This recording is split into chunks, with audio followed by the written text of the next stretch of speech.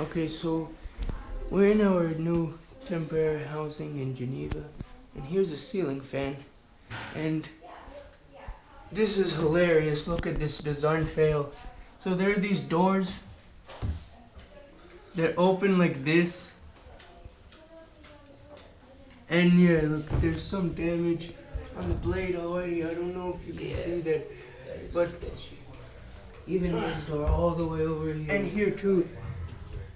Yeah, and there's some damage on the door because twice already we've opened these doors while the fan is running. Look at this. Can easily. Wait, how do you spin that fan? Can easily spin it and then.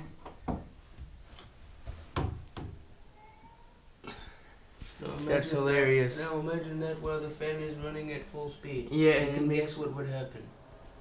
makes a huge sound. So we're gonna take off these doors now because we've already done this, so that but that hasn't really worked. So we have to take off these doors, and then I'll film a video of this fan running.